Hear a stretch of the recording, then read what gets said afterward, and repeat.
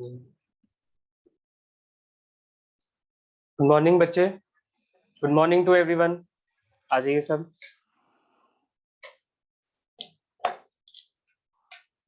करेंगे स्टार्ट। चलिए, ओके। सबको गुड मॉर्निंग। अमन, आर्यन, ध्रुव, कृतिका, महक, मयंक, प्रखर, राधा, ऋतिका, ऋतु, सार्थक, जन्नत, ठीक है, सब ऑलमोस्ट हैं जो क्लास में रहते हैं हमारे। सौरभ, ओके। वीडियो सब ऑन रखेंगे, ठीक है। बार बार ये आपको बीच में ना बताना पड़े, पहले ही सब ऑन करके रखें। और आज मेनली जो हम स्टार्ट करने जा रहे हैं वो है हमारा प्रोडक्शन, ठीक है। तो अब पुरानी चीजें जो थी हमारी, जो चैप्टर 1 था और चैप्टर 2 था, जिसमें हमने इको का इंट्रोडक्शन ले लिया था और कंज्यूमर के बारे में हमने पढ़ लिया था, राइट। थ्योरी ऑफ कंज्यूमर हमने खत्म कर लिया था लास्ट क्लास में। एमसीक्यूज भी देख लिए थे, कुछ 10-15 एमसीक्यूज थे, तो वो मैंने आपको होमवर्क पे दे दिया था। कोई भी डाउट हो तो आप उससे उसमें पूछ लेना, अभी भी ठीक है। पर उसको कंप्लीट कर लेना जो रिमेनिंग 10-15 थे। अब हम आज से स्टार्ट करेंगे बेटा प्रोडक्शन, ठीक है। जिस बेसिस पे एमसीक्यूज बन सकते हैं कंज्यूमर इक्विलिब्रियम पे ऑलमोस्ट हमने कर लिए, ठीक है। ओके, ठीक है जन्नत, टेक केयर बेटा। ओके, तो यही है। तो हमारा एमसीक्यूज जो है ना वो उस पैटर्न से अलग नहीं है, ठीक है। अगर आप उतना कॉन्फिडेंटली सही कर रहे हो तो इसका मतलब फिर कंज्यूमर में कुछ भी आ जाए आपके पास एमसीक्यू की फॉर्म में, अब घुमा के आए थोड़ा सा, है ना, क्वेश्चंस को मोल्ड कर देते हैं वो लोग, तो फिर भी आप कर लोगे, एक बार कॉन्सेप्ट ध्यान में रहे तो। आज जो हम स्टार्ट करने जा रहे हैं वो है हमारा प्रोडक्शन का यूनिट। सब ध्यान से सुनना, ठीक है। ये हमारा जो यूनिट है जिसमें हम प्रोडक्शन के बारे में बात करेंगे, कॉस्ट के बारे में बात करेंगे, ठीक है। थोड़ा सा अब जिन्होंने इको पढ़ा हुआ है माइक्रो, थोड़ा सा आप लोगों के लिए तो एक तरीके से रिवीजन हो जाएगा, ठीक है। और कुछ नई नई चीजें हैं वो लोग आप इसमें गो थ्रू कर लोगे। बट जिन लोगों ने नहीं पढ़ा है, ठीक है, ये यूनिट थोड़ा सा कंफ्यूजन होता है बेटा। इसमें ना कॉन्सेप्ट, रिलेशनशिप, लॉज लॉज भी होते हैं इसमें, ठीक है। बहुत सारी चीजें कॉन्सेप्ट ध्यान में रखनी होती है। सबसे ज्यादा तो इसमें रिलेशनशिप होते हैं वेरिएबल्स के बीच में, ठीक है। तो आपको वो रिलेशनशिप माइंड में याद करके रखना इज इम्पोर्टेंट। लोग बोलते हैं कि हम वो क्वेश्चंस नहीं कर पाते, वो एमसीक्यूज अटेम्प्ट नहीं कर पाते कि अगर हमने इस वेरिएबल में चेंज किए तो उसकी वजह से दूसरी चीजों पे क्या इफेक्ट होगा। तो उसका कोई अल्टीमेट दूसरा तरीका है नहीं। आप 3 बार पढ़ो, 4 बार पढ़ो, 5 बार पढ़ो, रिपीट करोगे, क्वेश्चन सॉल्व करोगे, पढ़ते रहोगे, याद हो जाएगा, ठीक है। रिलेशनशिप को याद ही करना पड़ेगा अल्टीमेट। तो इसमें लर्निंग वर्क थोड़ा सा ज्यादा है, वो ध्यान रखना पड़ेगा आपको। और प्रैक्टिस जितनी करोगे, जितनी प्रैक्टिस करोगे ना उतने ज्यादा रट जाएंगी रिलेशनशिप्स, ठीक है। तो प्रोडक्शन तो फिर भी छोटा है, सबसे ज्यादा तो बड़ा होगा कॉस्ट। कॉस्ट में ज्यादा रिलेशन है, ठीक है। तो ये चीज ध्यान रखनी है। और जो आपने अभी तक पढ़ा है वो तो होगा ही होगा प्रोडक्शन और कॉस्ट में, उसके अलावा भी कुछ नई बातें होंगी, ठीक है। तो अब पुराना क्या है नया क्या है वो हम एक बार स्टार्ट कर लेते हैं, तो देखते हैं। फोकस बना के रखना, जहां भी डाउट आए वहीं पे ही पूछ लेना, ठीक है। कहीं भी डाउट आए आप लोग वहीं पे क्लियर कर लेना, बिकॉज यहाँ पे क्लियर करके चलना अपने थॉट्स को, अपने कॉन्सेप्ट्स को, बहुत इंपॉर्टेंट, ठीक है। थोड़ा सा ये यूनिट कंफ्यूजिंग होता है, ओके। टाइम भी कम है तो उस अकॉर्डिंग भी हम चलेंगे, ठीक है, कि हम अपने सारे कॉन्सेप्ट्स को जल्दी जल्दी निपटाए यहाँ से, ठीक है। तो इसलिए आपको हर एक चीज ध्यान रखनी पड़ेगी, स्पीड, प्रैक्टिस, लर्निंग, ठीक है। तो अब आ जाते हैं सीधे हम प्रोडक्शन पे, ठीक है। करेंगे स्टार्ट बेटा। आ जाइए सारे स्टूडेंट्स, ऑलमोस्ट है ही। ये मिस ना करे कोई, जो क्लासेस हो रही हैं अब, ठीक है, जिसमें नए कॉन्सेप्ट्स कराए जा रहे हैं। एमसीक्यूज सेशन में थोड़ा आप लोग कर देते हो, बट जब कॉन्सेप्ट्स की बात होती है तो वो वाली क्लास मिस मत किया करो। चलो स्टार्ट करेंगे। Yes, everybody is ready.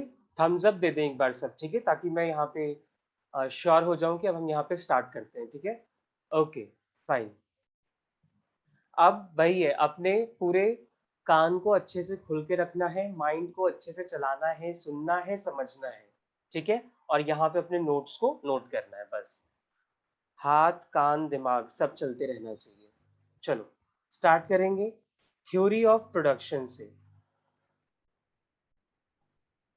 Theory of production, अगर समझ में आ जाए ना ये तो इंटरेस्टिंग होता है, बोरिंग नहीं है ये भी, कंज्यूमर जैसा है वैसा ही हमारा ये भी होता है, ठीक है? तो कोई इतना बोरिंग नहीं है कि आप समझो कि टफ लग रहा है आपको ये याद करना, ऐसा कुछ नहीं है। समझ में आ जाए तो बहुत इंटरेस्टिंग है ये यूनिट्स, ओके? तो इसीलिए मैं कह रहा हूँ इसको ना आपको कोई पढ़ाए वो भी होना ही चाहिए और खुद से पढ़ो वो भी इसमें चलेगा ही, ठीक है?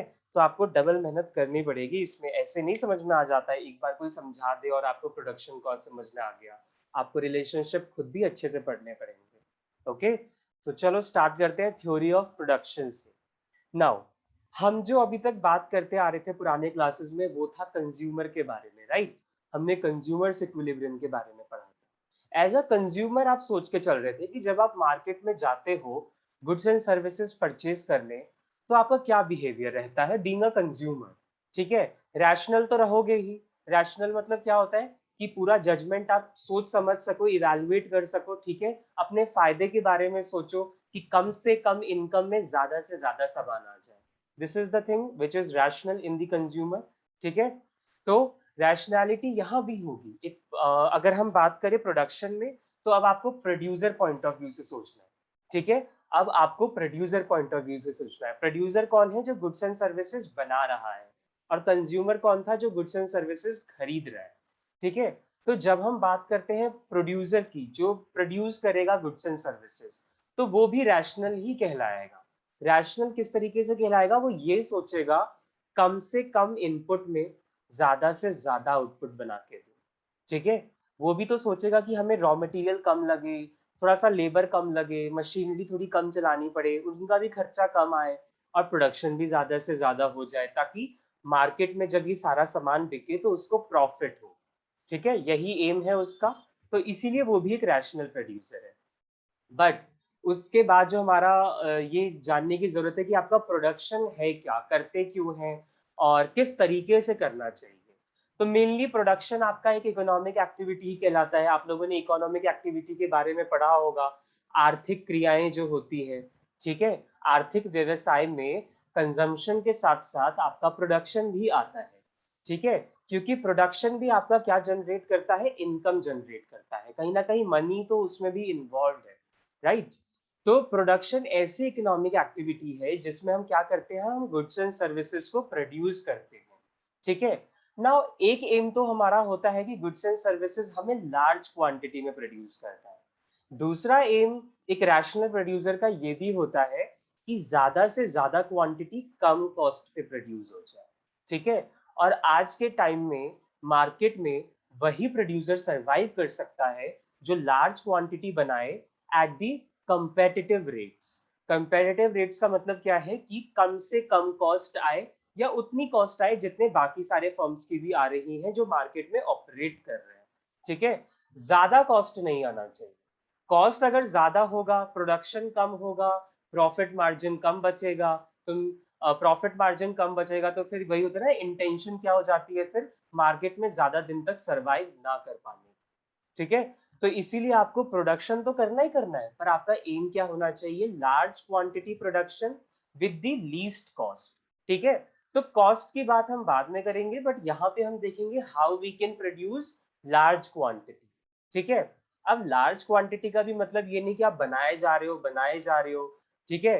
अब ऑब्वियस सी बात है, ज्यादा प्रोडक्शन करोगे तो कॉस्ट इनिशियली कम आती है, क्योंकि नया नया रहता है फर्म, मशीनरी नहीं रहती है, लेबर नए नए होते हैं, तो एफिशिएंसी ज्यादा होती है।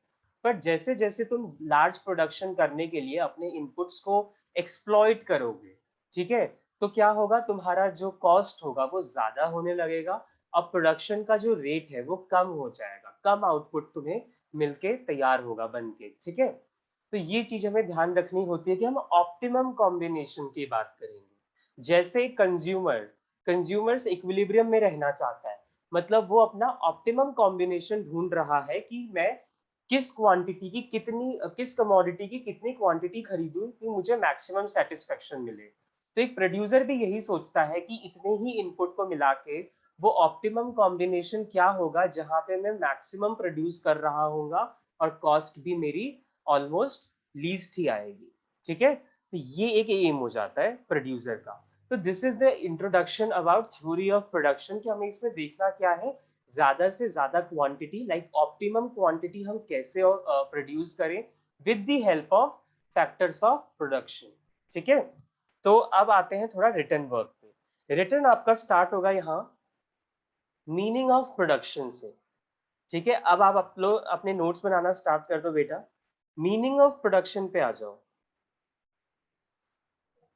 सबसे पहला क्वेश्चन ही यहाँ पे बन सकता है मीनिंग ऑफ प्रोडक्शन। ठीक है, तो आपको ध्यान रखना है प्रोडक्शन है क्या। अभी हमने बात करी शॉर्ट टर्म में, अगर हम बात करें एक छोटी छोटी सी सिंपल टर्म्स में, तो प्रोडक्शन क्या है, आप इनपुट का यूज करके उसको आउटपुट में कन्वर्ट कर रहे हो, this is the production. Raw material लिया, लेबर लगाए, ठीक है, एक्सपेंसेस किए, सारे खर्चे किए रॉ मटेरियल पे, प्रोडक्शन पे, उस प्रोडक्शन प्रोसेस को पूरा करके जो हमारा आउटपुट तैयार हुआ, फिनिश्ड प्रोडक्ट तैयार हुआ, वो क्या कहलाता है प्रोसेस, वो प्रोडक्शन कहलाता है। ठीक है, तो इसमें हम लोग लिखेंगे प्रोडक्शन, फर्स्ट पॉइंट में production means any process that converts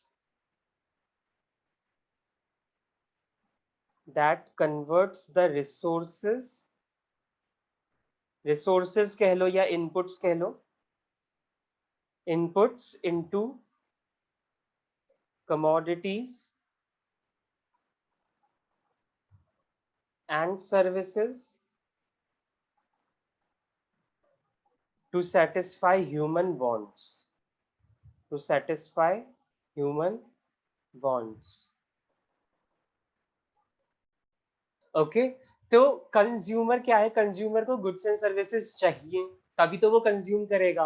but उसे बनाएगा कौन, उसे बनाएगा producer.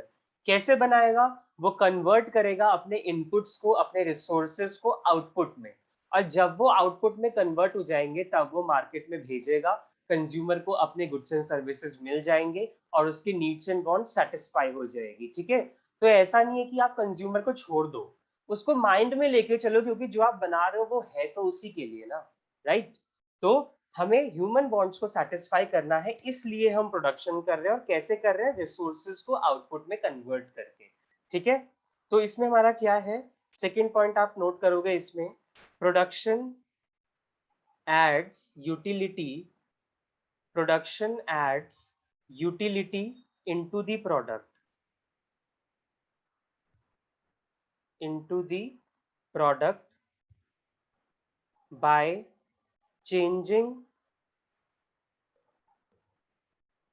it in the form of, by changing it in the form of, in the form needed by consumers, in the form needed by consumers।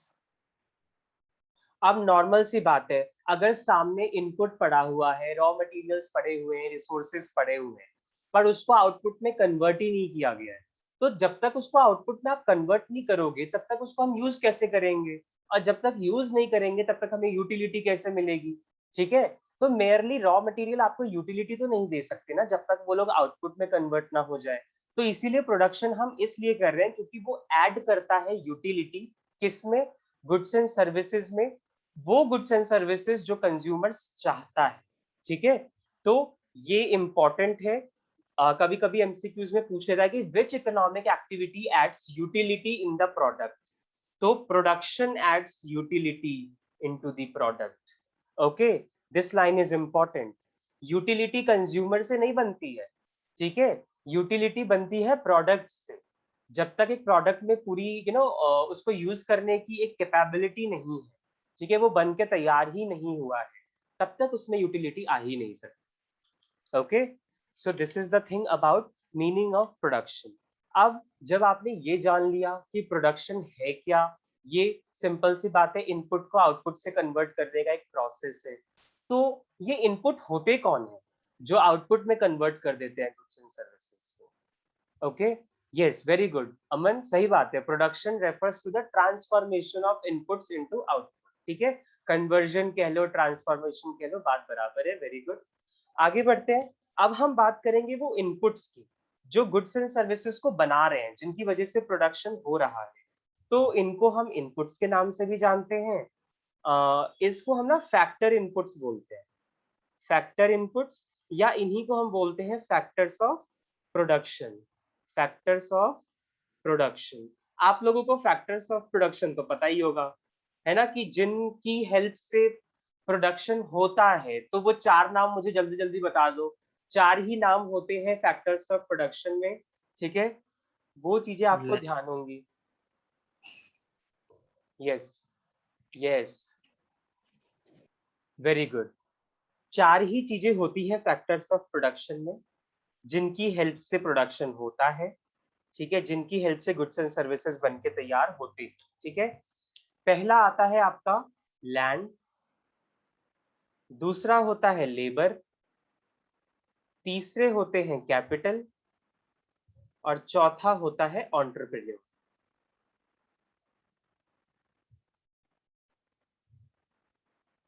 इसकी बात तो हमने पहले भी कर रखी है जब हमने इंट्रो किया था इकोनॉमिक्स का, राइट। यही चार हमारे फैक्टर्स ऑफ प्रोडक्शन कहलाते हैं, यही चार लोग हमारे फैक्टर इनपुट्स भी कहलाते हैं, ठीक है। अब फैक्टर्स ऑफ प्रोडक्शन वो हैं जिनकी हेल्प से प्रोडक्शन होगा, ठीक है, इतना तो आपको पता चल गया है। इसमें चार लोग हैं, लैंड है, लेबर है, कैपिटल है, एंटरप्रेन्योर। आपको लैंड तो चाहिए प्रोडक्शन करने के लिए, कोई फर्म, कोई फैक्ट्री, कोई कंपनी होनी चाहिए ना जहां पे ये एक्टिविटी होगी, राइट। तो this is called land. Labour, बिना एम्प्लॉयज के, बिना लेबर्स के तुम काम तो करोगे नहीं, एक फर्म और एक कंपनी बिना एम्प्लॉयज और बिना लेबर्स के तो चलती नहीं है, ठीक है, तो लेबर्स भी चाहिए हमें। कैपिटल का मतलब यहाँ पे अकाउंट्स वाला कैपिटल नहीं है, जो पूंजी हम बिजनेस में निवेश करते हैं, ठीक है। ये कैपिटल का मतलब है कैपिटल गुड्स से। कैपिटल गुड्स मतलब मशीनरी, ठीक है, प्लांट, मशीनरी, इक्विपमेंट्स, ये सब, ठीक है। तो capital goods are included in capital, क्योंकि नॉर्मल सी बात है, मशीन तो चाहिए ना ऑपरेट करने के लिए, तभी तो वो कन्वर्ट होगा, ठीक है। सिंपली लेबर से तो पूरा कन्वर्ट नहीं हो सकता एक इनपुट आउटपुट में, ठीक है। फिर एंटरप्रेन्योर, एंटरप्रेन्योर वो होता है जो बिजनेस आइडिया लेके आता है, ठीक है, हम इसको एक्सक्लूड नहीं कर सकते, क्योंकि यही तो वो मेन पर्सन है जो आइडिया लेके आ रहा है, इनोवेशंस लेके आ रहा है, न्यू इन्वेंशन कर रहा है, या फिर आप ये समझ लो कि पूरी की पूरी नई फर्म खोल रहा है, ठीक है। तो ही इज द मेन जो अपना पूरा का पूरा एक फॉर्म सेटअप कर रहा है, उसके लिए उसको कैपिटल भी चाहिए, लेबर भी चाहिए, लैंड भी चाहिए, ठीक है। तो ये चार लोग हैं जो मिलके प्रोडक्शन एक्टिविटी में इन्वॉल्व होते हैं और इनपुट को आउटपुट में कन्वर्ट करते हैं। नाउ इंपॉर्टेंट क्या है, इन दोनों के फीचर्स मेनली आपको पता है, ये जो लैंड, लेबर, कैपिटल और एंटरप्रेन्योर है, इसमें से आपका लैंड और लेबर बहुत ज्यादा चलता है, इवन कैपिटल भी यूज में आता है। एंटरप्रेन्योर की बात थोड़ी कम की जाती है, बिकॉज हमें पता है ही इज द पर्सन, कि वो जो फर्म सेटअप कर रहा है, जो आइडिया लेके आ रहा है, ठीक है, he is a risk bearer, उसको रिस्क बेसिकली लेना है, ठीक है, उसको रिस्क कैपेसिटी होनी चाहिए उसकी, कि वो इन्वेस्टमेंट करता रहे बिजनेस में, फर्म आगे बढ़ती रहे, ठीक है, मेन काम उसका ये है।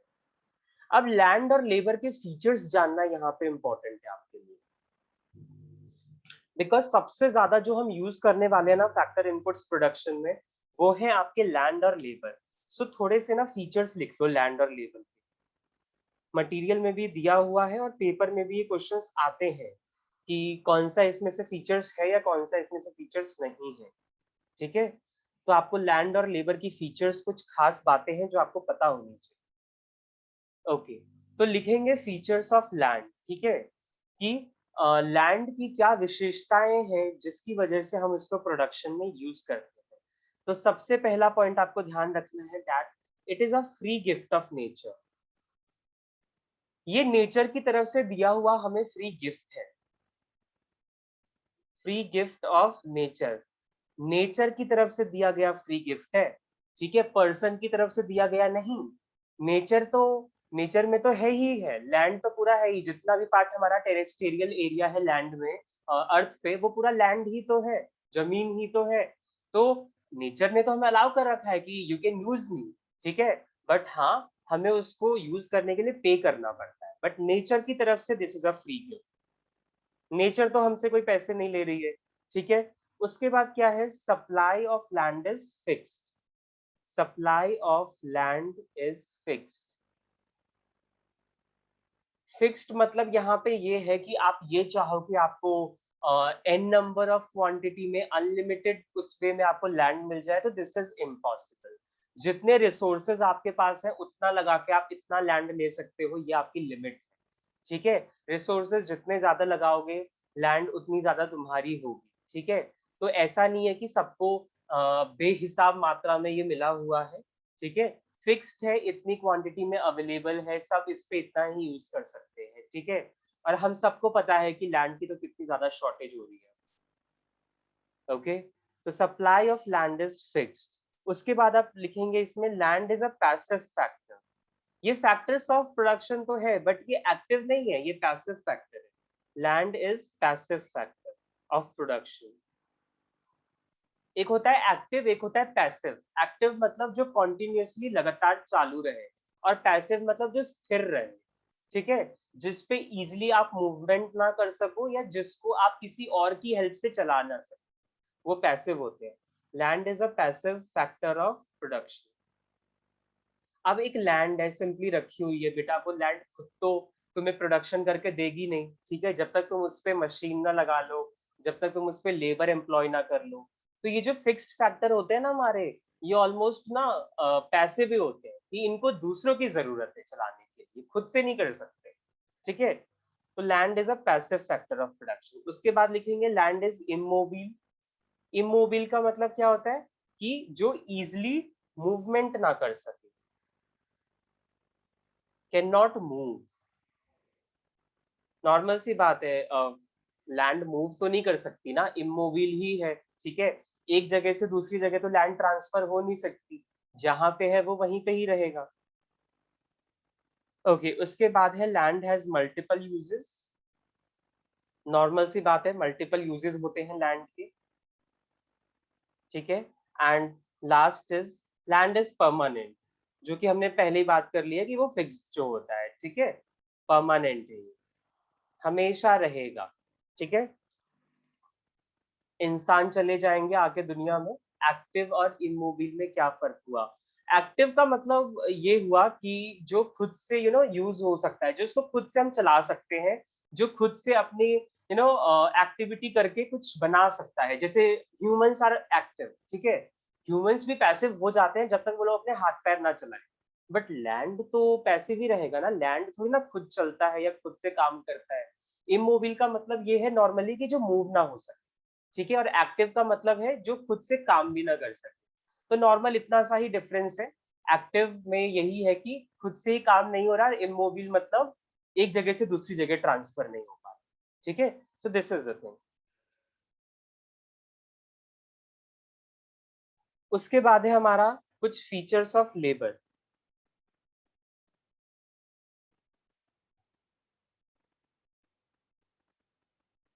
लेबर के फीचर्स की बात कर ले बेटा, ये जस्ट उल्टा है लैंड के। अगर लैंड फिक्स्ड है तो लेबर वेरिएबल है। ठीक है, लैंड परमानेंट है, लेबर टेम्पोररी है। ठीक है, अगर लैंड पैसिव है तो लेबर एक्टिव है। ओके, तो सबसे पहली बात तो क्या है, लेबर ह्यूमन एफर्ट से मिलके बना है। हम ही आप लोगों में से कुछ लोग होते हैं ना जो फैक्ट्री में जाके लेबर जैसे काम करते हैं, प्रोडक्शन करते हैं। Land is perishable, sorry labour is perishable. Labour is perishable. Perishable का मतलब होता है कि एक टाइम पीरियड तक उनकी एफिशिएंसी है। आप ऐसा नहीं सोच सकते कि आप इसको हमेशा एन नंबर ऑफ क्वांटिटी में यूज करते रहोगे, एफिशिएंसी हमेशा एक जैसी रहेगी। नो, अगर तुम एक इंसान से 10 घंटे काम करवा रहे हो डेली बेसिस पे, स्टार्टिंग के कुछ दिन अच्छा काम करेगा, धीरे धीरे उसकी एफिशिएंसी कम हो जाएगी। तो वो पेरिशेबल है लेबर। ठीक है, एक ही, ऐसा नहीं कि चाबी घुमाई और बस काम कराए जा रहे हो, उसकी कोई एफिशिएंसी है ही नहीं जो डिक्रीज होगी, है ना? ऐसा नहीं होता, उसकी भी लाइफ है यार। It is an active factor. ये हमारा एक्टिव फैक्टर है, मतलब इसको तुम्हें पुश करने की जरूरत नहीं है। अगर इसका मन है ना तो ये खुद भी काम कर सकता है। So it's up to you. अगर लेबर के ऊपर विलिंगनेस है तो भाई वो मशीन चलाएगा, वो अपने हाथ पैर चलाएगा, वो प्रोडक्शन करेगा। ठीक है, बट मशीन और लैंड तो ऐसे नहीं होते ना, उनको तो लोगों की ही जरूरत है, नहीं तो वो तो पड़े रहेंगे। लैंड पे तो कुछ भी कर सकते हो, तुम खाली भी छोड़ सकते हो। Labour is mobile. अगर लैंड इमोबिल है, इमोबिल मतलब एक जगह से दूसरी जगह ट्रांसफर नहीं कर सकते हैं, बट लेबर तो मोबिल है ना, ये तो एक जगह से दूसरी जगह ट्रांसफर हो सकते हैं। आज अगर मेरा मन है यहाँ पे काम करने का, मैं कर लूंगा। कल को मेरा कहीं और काम करने का मन करेगा तो मैं दूसरी जगह शिफ्ट कर जाऊंगा। सिमिलरली लेबर भी ऐसे ही होते हैं, ठीक है। And labour is a variable factor, ये चीज ध्यान रखते हैं। जैसे लैंड फिक्स फैक्टर होता है, labour is a variable factor. अब ये फिक्स फैक्टर क्या होते हैं और ये वेरिएबल फैक्टर क्या होते हैं, नेक्स्ट हमारा कॉन्सेप्ट वही है, ठीक है। क्यों हम लैंड को फिक्स फैक्टर बोलते हैं और क्यों हम वेरिएबल बोलते हैं लेबर को, बस इतना समझ लो। फिक्स्ड मतलब जिसमें चेंजेस पॉसिबल ना हो, और वेरिएबल का मतलब है जिसमें चेंजेस हो सकते हैं, ठीक है। ये चीज आपको ध्यान रखना है। अब ये चेंजेस कैसे हो सकते हैं, कितना हो सकता है, ये चीज हम देखेंगे जब हम फैक्टर्स की बात करेंगे, ठीक है। तो चलिए बेटा नेक्स्ट कॉन्सेप्ट की बात करते हैं, ये नोट कर लो आप। बस इतना सा इसमें फीचर्स की बात की जो थोड़ा बहुत ध्यान में रखना, ठीक है। उसके बाद हम आते हैं सीधा concept fixed and variable factors, ठीक है। आ जाओ। आज ना हमारा ना वैसे क्या है कि जो थ्योरी ऑफ प्रोडक्शन है उसको दो पार्ट में डिवाइड कर रखा है, short run production function and long run production function. तो आज हम शॉर्ट रन की बात कर लेते हैं, ठीक है, लॉन्ग रन की बात हम कल कर लेते हैं। आओ अब समझते हैं हम फैक्टर्स, ठीक है। टाइप्स ऑफ फैक्टर्स कह लो या काइंड्स ऑफ फैक्टर्स, यही है हमारा, ठीक है। Types of factors. आपने फैक्टर्स ऑफ प्रोडक्शन तो समझ लिया, लैंड, लेबर, कैपिटल, एंटरप्रेन्योर, ये चार लोग होते हैं जिनकी हेल्प से हमारा तैयार होता है गुड्स एंड सर्विसेज, ठीक है। बट कितने तरीके के ये हो सकते हैं, मेन बात हमारा ये है। आप ही बताओ मुझे वो दो नाम, अभी मैंने बताया, रिपीट कर लो चलो। दो ही तो फैक्टर होते हैं।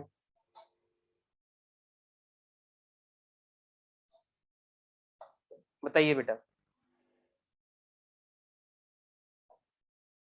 यस, दो ही फैक्टर होते हैं, fixed factor and variable factor, okay.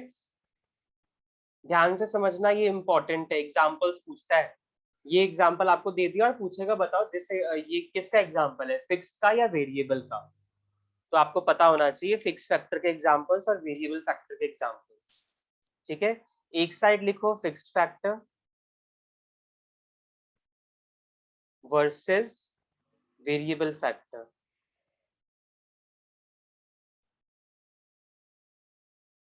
Fixed factor versus variable factor, समझते हैं ये होता क्या है अब, ठीक है।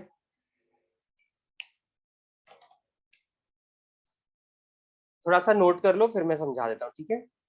It refers to those factors, एक बार नोट कर लो चलो पहले, ठीक है, फिर समझ लेते हैं। It refers to those factors which cannot be changed in short run। Fixed factor वो फैक्टर है जो शॉर्ट रन में बदला नहीं जा सकता। दूसरा पॉइंट इसके बारे में लिखेंगे, fixed factor remain in elastic, in elastic in short run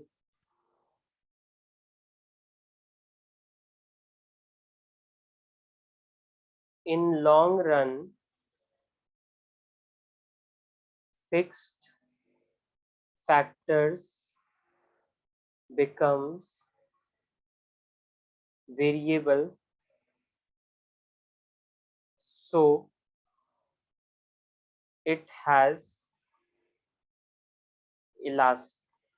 it has elasticity, more elasticity लिखना है, it has more elasticity in long run, in long run, ठीक है। नोट कर लो फिर मैं सारे पॉइंट्स क्लियर करवा देता हूँ। they do not vary directly with the level of output, they do not vary directly with the level of output,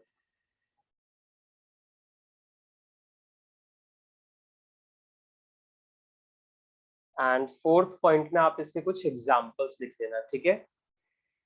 example से आपको पता चल जाएगा क्या है फिक्स्ड फैक्टर और क्या है वेरिएबल फैक्टर, जैसे land and building,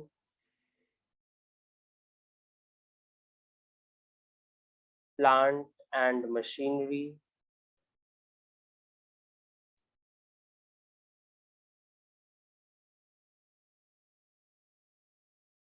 salaries of permanent staff, ठीक है।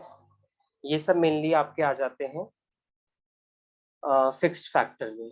इसके बाद हम वेरिएबल फैक्टर की बात करेंगे। इसमें भी पहला जाएगा meaning. It refers to those factors which can be changed in short run, which can be changed in short run। Just इसका अपोजिट करते रहो वेरिएबल फैक्टर में, ठीक है। अगर फिक्स्ड बोलता है कि ये चेंज नहीं किया जा सकता शॉर्ट रन में, तो वेरिएबल बिल्कुल बदल जाएगा शॉर्ट रन में। अगर फिक्स फैक्टर नहीं होगा।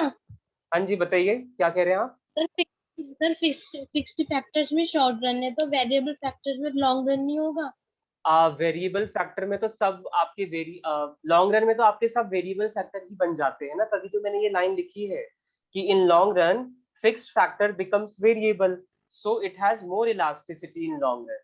पर शॉर्ट रन में कुछ फैक्टर फिक्स्ड होते हैं, कुछ वेरिएबल होते हैं।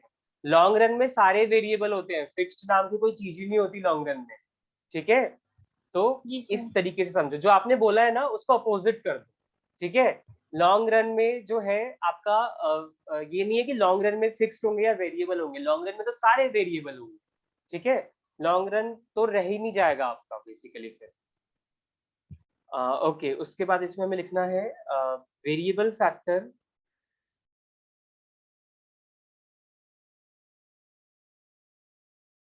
Remain elastic in both long run and short run, ठीक है। Variable factor remain elastic in both short run and long run. Short run में तो वेरिएबल फैक्टर आपका इलास्टिसिटी है ही उसमें ज्यादा, ठीक है। लॉन्ग रन में भी क्यों उसकी इलास्टिसिटी ज्यादा हो जाएगी? क्योंकि लॉन्ग रन में जो फिक्स्ड फैक्टर्स होते हैं ना वो भी वेरिएबल बन जाते हैं, ठीक है। तो अगर वो लोग वेरिएबल बन जाएंगे तो नॉर्मल सी बात है, चाहे शॉर्ट रन हो चाहे लॉन्ग रन हो, चेंजेस हो ही रहे हैं। शॉर्ट रन में भी चेंजेस हो रहे हैं, लॉन्ग रन में भी चेंजेस हो रहे हैं। तो अगर चेंजेस हो रहे हैं तो इसका मतलब इलास्टिसिटी ज्यादा है, ठीक है। जहां पे चेंजेस नहीं हो पाते वहां पे इनइलास्टिक होता है, ठीक है, सप्लाई। उसके बाद थर्ड पॉइंट, अगर फिक्स्ड फैक्टर आउटपुट के साथ साथ चेंज नहीं होता, वेराई नहीं करता, बढ़ता नहीं है, तो फिक्स्ड फैक्टर ऐसा नहीं होता, फिक्स्ड फैक्टर बढ़ता है। They vary directly with the level of output, they vary directly with the level of output.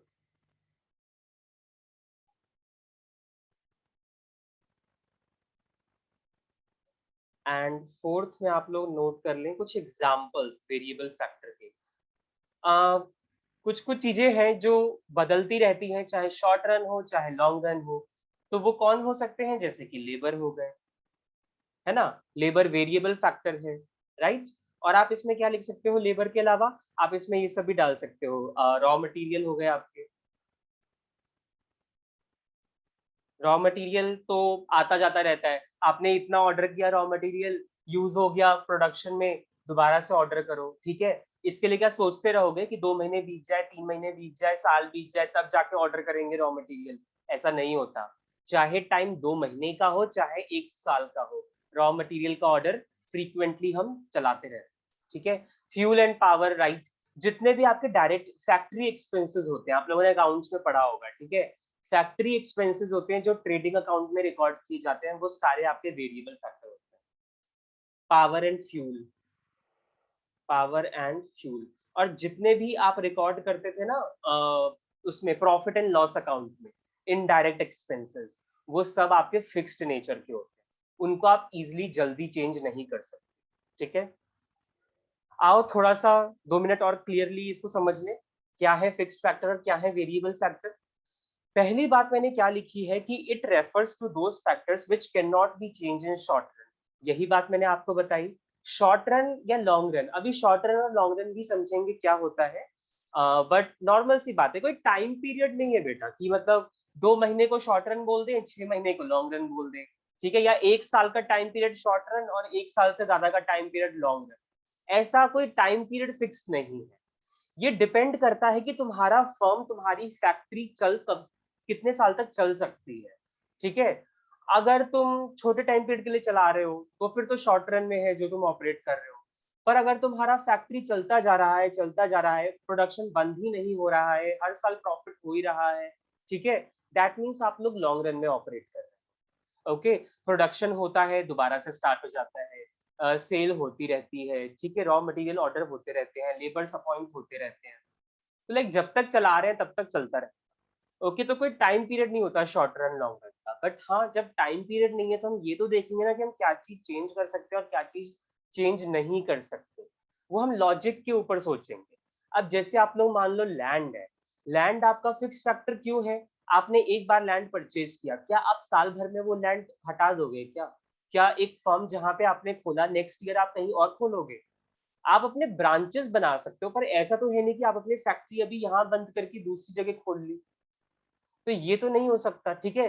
तब तो इसका मतलब क्या था, वो तो आपका फिर इंटेंशन था ही नहीं लॉन्ग रन में ऑपरेट करने का फिर। ओके, तो लैंड एक बार आपने इन्वेस्टमेंट कर दी तो लैंड तो लोग तो भाई लाइफ टाइम चलाते हैं, ठीक है।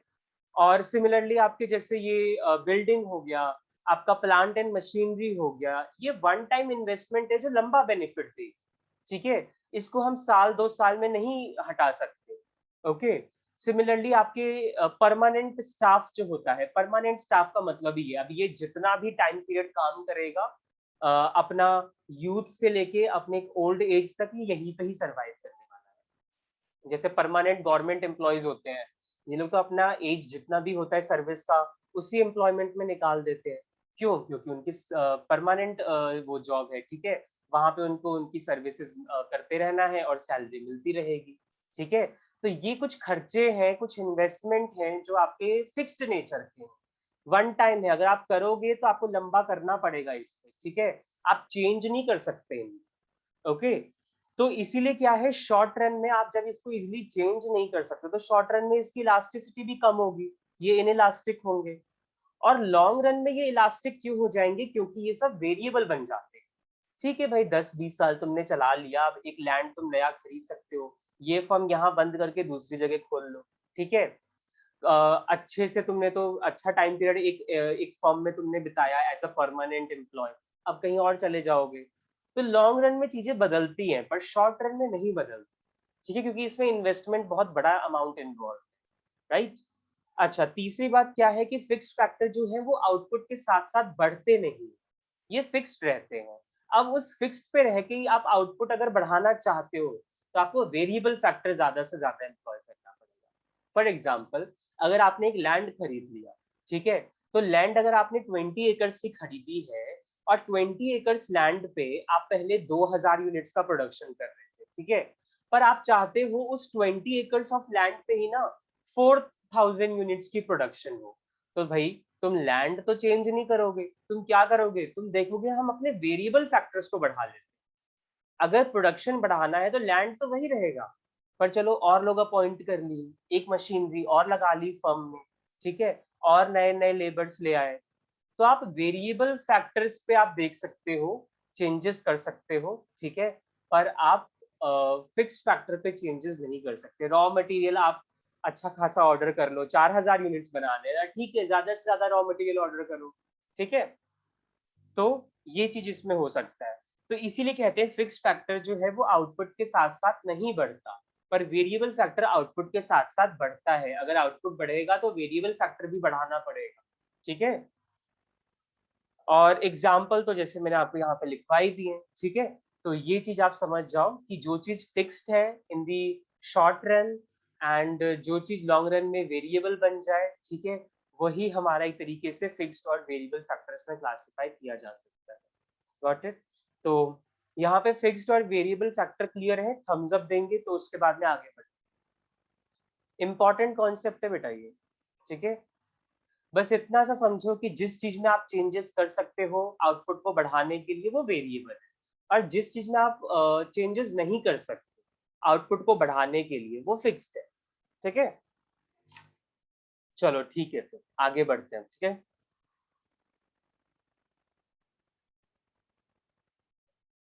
फटाफट करते हैं बेटा।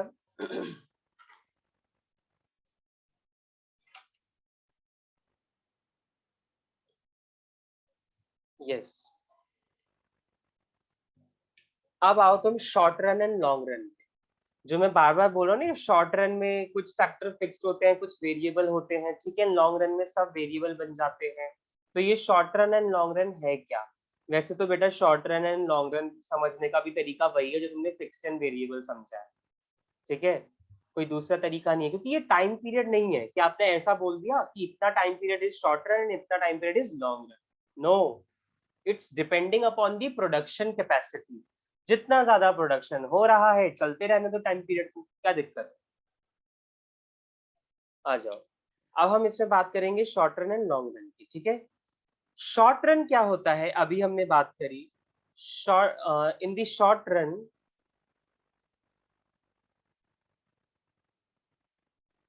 some factors are fixed and some are variable। इसको भी समझने का यही तरीका है जो हम फिक्स्ड और वेरिएबल को समझ लेते हैं। In the short run some factors are fixed and some are variable। पहला तो तरीका ये हो गया, ठीक है। और लॉन्ग रन में क्या होंगे? लॉन्ग रन में सारे के सारे वेरिएबल होंगे, फिक्स्ड नाम की कोई चीज ही नहीं रह जाएगी। क्योंकि लॉन्ग रन में तो आप लैंड बदल दो, प्लांट बदल दो, मशीनरी बदल दो, लेबर बदल दो, सब चल सकता है, कोई दिक्कत नहीं है। ठीक है, in the long run all factors of production are variable। all factors of production are variable। ठीक है, उसके बाद इसमें लिखेंगे yes in short run। Sir all factors की बात क्या है? yes, बताएं बेटा क्या डाउट है? All factor of production. Production, yes. मैं ना छोटे से ऐसे था इसको शॉर्ट को, प्रोडक्शन को पूरा ना लिख के मैं सी पे एन ऊपर लगा देता हूँ। ठीक है, सो प्रोडक्शन है ये आपका वर्ड, एब्रीविएशन यूज करके। ओके, सो इन शॉर्ट रन, अब देखो बेटा, अब आपने क्या बात करी कि शॉर्ट रन में कुछ फैक्टर फिक्स्ड होते हैं और कुछ फैक्टर वेरिएबल होते हैं।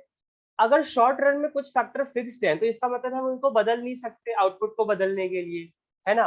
तो हमें क्या करना पड़ेगा? अगर हमें आउटपुट बढ़ाना है तो हमें सिर्फ वेरिएबल फैक्टर्स पे चेंजेस करने होंगे, फिक्स्ड फैक्टर कांस्टेंट रहेंगे।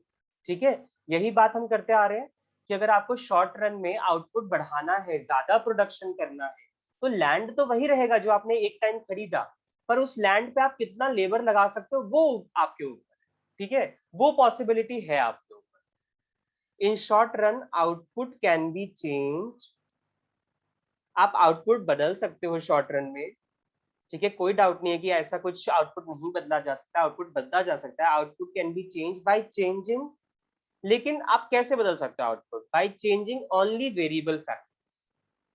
सिर्फ वेरिएबल फैक्टर्स को बदल के आप अपना आउटपुट चेंज कर सकते हो। फिक्स्ड फैक्टर कांस्टेंट रहेंगे, fixed factor will remain constant, fixed factor will remain constant.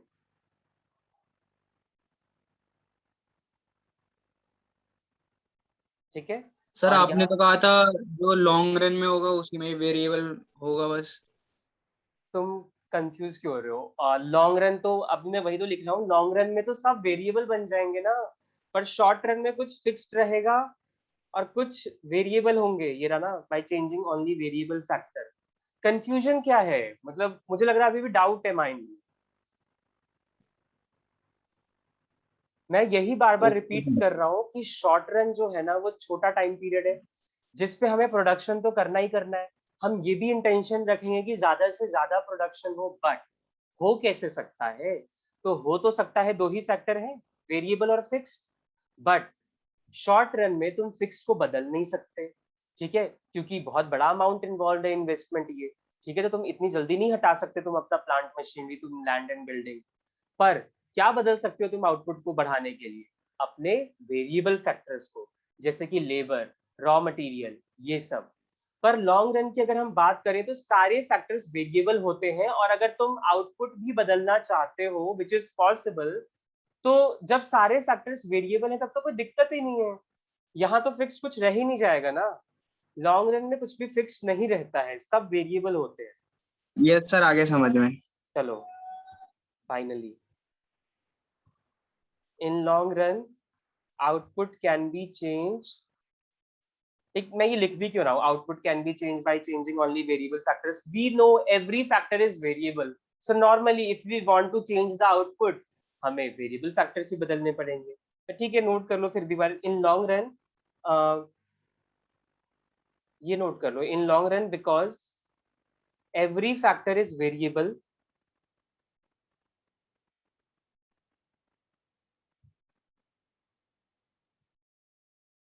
so output can be changed, so output can be changed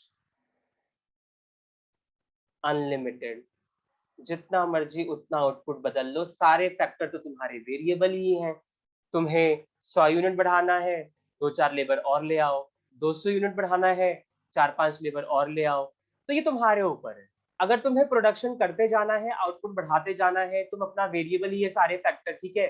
अब तो अच्छा खासा टाइम पीरियड है लॉन्ग रन तुम्हारा, चाहे तुम नया ब्रांच खोल लो, एक नया जमीन और खरीद लो, ठीक है, नई प्लांट एंड मशीनरी सेटअप कर लो, और प्रोडक्शन बढ़ेगा, तो हर फैक्टर वेरिएबल हो जाता है लॉन्ग रन, ठीक है।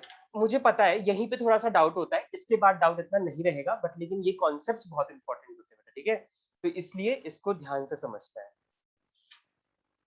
यही है 2-4 बातें जो short run and long run के बारे में होती है, ठीक है। इसके बाद हम आएंगे प्रोडक्शन फंक्शन पे। बात हमने कर ली जो फैक्टर्स ऑफ प्रोडक्शन की होती है, अब हम बात करेंगे कि इस फैक्टर्स ऑफ प्रोडक्शन को, जो हमारे फिक्स फैक्टर है और वेरिएबल फैक्टर है, जब हम इसको प्रोडक्शन के प्रोसेस में लगाएंगे तो ये किस तरीके से हमें आउटपुट बना के देंगे। क्या ये आउटपुट हमें स्टार्टिंग में बहुत ज्यादा क्वांटिटी में अवेलेबल होगा, कम क्वांटिटी में अवेलेबल होगा, क्या ये हमेशा बढ़ता ही रहेगा, घटेगा नहीं, तो ये कुछ बातें अब हमें करनी है, ठीक है। तो वो हमारा नेक्स्ट कॉन्सेप्ट है, आगे बढ़ेंगे।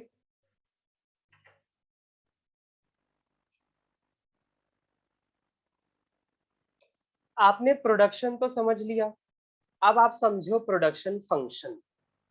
प्रोडक्शन एंड प्रोडक्शन फंक्शन अलग होता है। प्रोडक्शन एक प्रोसेस है, पर प्रोडक्शन फंक्शन एक रिलेशनशिप है। बात वही है, इसमें भी इनपुट है, उसमें भी आउटपुट था, ठीक है, इनपुट आउटपुट उसमें भी था, इनपुट आउटपुट इसमें भी है, बट इनपुट और आउटपुट उसमें एक प्रोसेस की तरीके से था कि इनपुट को लगाया और आउटपुट बनके तैयार हो गया। बट यहाँ पे इनपुट और आउटपुट के बीच में रिलेशनशिप है, ठीक है, कैसा रिलेशनशिप वो हमें देखना है यहाँ पे। इसीलिए हम प्रोडक्शन एंड प्रोडक्शन फंक्शन दो अलग चीजें पढ़ते हैं। चलो अब इसमें प्रोडक्शन फंक्शन में मीनिंग लिखो। In economics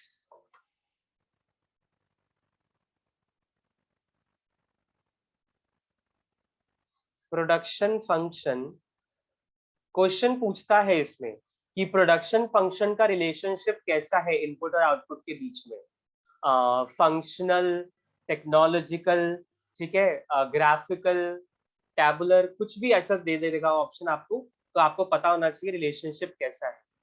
in economics production function is a technological relation, तो आपको ये देखना है यहाँ पे रिलेशनशिप कुछ फंक्शनल या डायग्रामेटिकल या मैथमेटिकल नहीं है, टेक्नोलॉजिकल रिलेशनशिप है। समझेंगे टेक्नोलॉजिकल रिलेशनशिप क्या होता है। In economics, production function is a technological relationship between input and output. Between inputs and output. Input और आउटपुट के बीच में रिलेशन तो है, पर वो टेक्नोलॉजिकल है।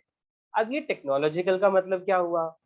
टेक्नोलॉजिकल का मतलब यही हुआ कि बेटा प्रोडक्शन में तो आपको इनपुट को आउटपुट में कन्वर्ट करना है, बट रॉ मटेरियल हाथ से तो कन्वर्ट हो नहीं जाएगा तुम्हारा, है ना। कि तुमने उसको हाथ लगाया और रॉ मटेरियल फिनिश्ड प्रोडक्ट में कन्वर्ट हो गया, हाथ तो लगेगा ही लगेगा, उसके साथ साथ मशीनरी भी चाहिए, ठीक है।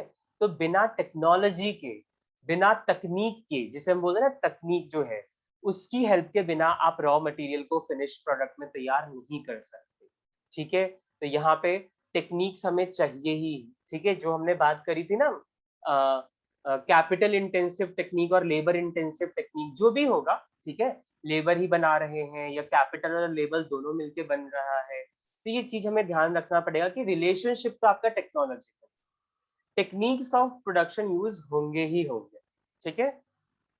तो in production production function production function is always defined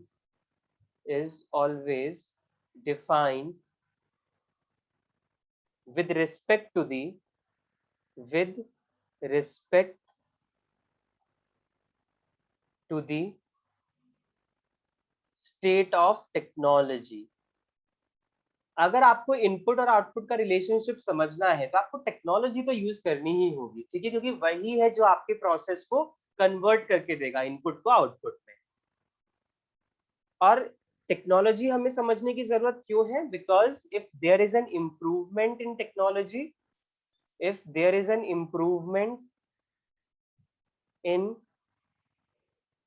techniques of production, अगर आपका इम्प्रूवमेंट होता है टेक्निक्स ऑफ प्रोडक्शन में, तो आप ज्यादा से ज्यादा आउटपुट बना सकते हो, ठीक है। तो टेक्नोलॉजी बहुत बड़ी रोल प्ले करता है यहाँ पे, ठीक है। तुम बेकार टेक्नोलॉजी यूज करो, कम प्रोडक्शन होगा, अगर वही तुम अच्छी टेक्नोलॉजी यूज कर दो तो तुम्हारा आउटपुट बदल जाएगा, बढ़ जाएगा। तो देख लो तुम्हारा आउटपुट कितना ज्यादा डिपेंड कर रहा है टेक्नोलॉजी पे, तो इसीलिए यहाँ पे टेक्नोलॉजिकल रिलेशनशिप होता है। If there is an improvement in techniques of production, then increased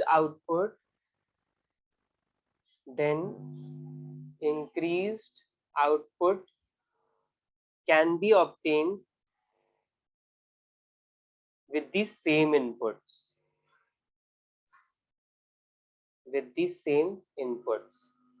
तुम सेम इनपुट्स लगा के जितना तुम पहले आउटपुट बना रहे थे, अभी भी उन इनपुट्स तुम उतने ही लगा लो, पर अगर टेक्नोलॉजी अच्छी हो गई ना, तो बेटा जितना पहले आउटपुट पहले बन के तैयार हो रहा था ना, अब उससे ज्यादा ही बन के तैयार होगा, ठीक है, क्योंकि तुम्हारी टेक्नोलॉजी अच्छी है। ये कम इनपुट्स यूज करके ज्यादा से ज्यादा क्वांटिटी में प्रोडक्शन कर रहा है, ठीक है। तो होता है ना कि जैसे नया नया मशीन है, नई नई टेक्नोलॉजी है, तो अभी उसमें कम सर्विस मांगे, ठीक है, अभी अच्छा चल सकता है, उस पर थोड़े कम खर्चे भी किए जाए तो, बट जैसे जैसे टेक्निक्स पुराने होते जाएंगे, खर्चा ज्यादा होगा, प्रोडक्शन कम होगा, ठीक है, इनपुट ज्यादा ही लेगा और आउटपुट कम बना के देगा, तो ये बात हो जाती है। तो इसीलिए जो यहाँ पे रिलेशनशिप है ना, वो टेक्नोलॉजिकल है प्रोडक्शन का, ये अंडरलाइन कर लेना। Production function is a technological relationship between input and output. अब उसके बाद आता है टाइप्स ऑफ प्रोडक्शन फंक्शन। आपने प्रोडक्शन फंक्शन तो समझ लिया, पर ये कितने टाइप का होगा? Types of production function, types of production function. तो बेटा दो टाइप के होते हैं जो हमें पूरा डिटेल स्टडी करना है, वही मेन है हमारा इसमें, ठीक है। एक होता है हमारा short run production function, short run production function,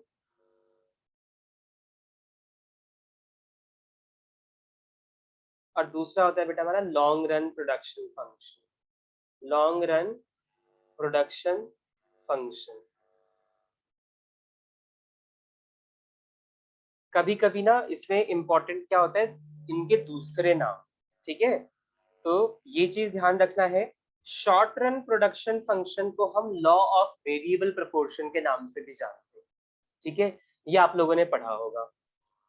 it is also known as law of variable proportion, law of variable proportion.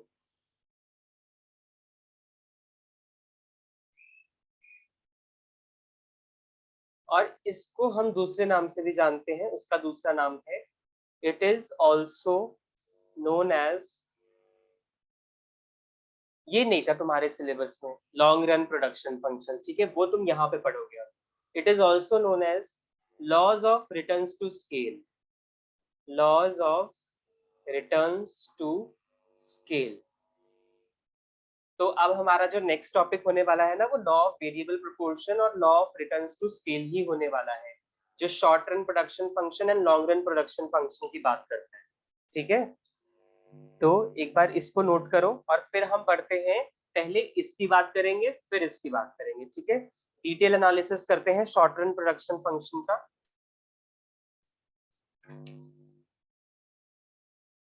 Law of variable proportion तो खत्म हो ही जाएगा हमारा, और उसके साथ फिर शॉर्ट रन खत्म, कल लॉन्ग रन स्टार्ट कर लेंगे।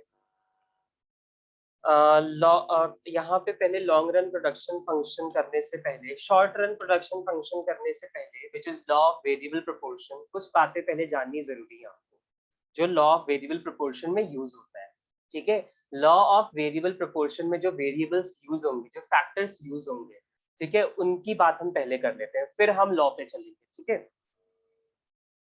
चलो उसकी बात कर लेते हैं हम। यस, नोट करना ना, नोट करना। Okay okay fine, yes.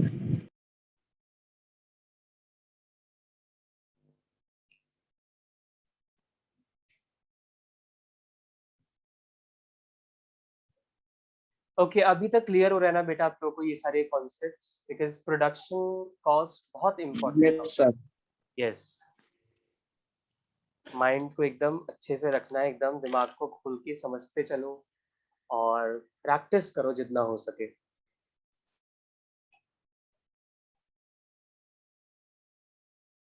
चलिए आगे बढ़े। Yes sir, done. Okay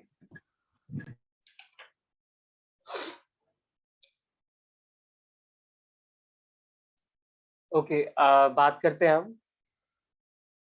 law of variable proportion समझने से पहले हम समझेंगे कॉन्सेप्ट ऑफ प्रोडक्ट, क्योंकि उसमें ना हमारे कुछ प्रोडक्ट यूज होंगे लॉ ऑफ वेरिएबल प्रोपोर्शन। तो वो प्रोडक्ट होते क्या हैं, क्या टाइप्स होते हैं, उसकी तो बात कर लें एक बार। प्रोडक्ट लाइक जो गुड्स एंड सर्विसेज, सर्विसेज नहीं goods, goods are the product, ठीक है। जो सामान हमें मार्केट में मिल रहा है, जिसको हम कंज्यूम कर रहे हैं या जिसको हम बना रहे हैं, दिस इज कॉल्ड प्रोडक्ट, ठीक है। तो प्रोडक्ट क्या है, it refers to the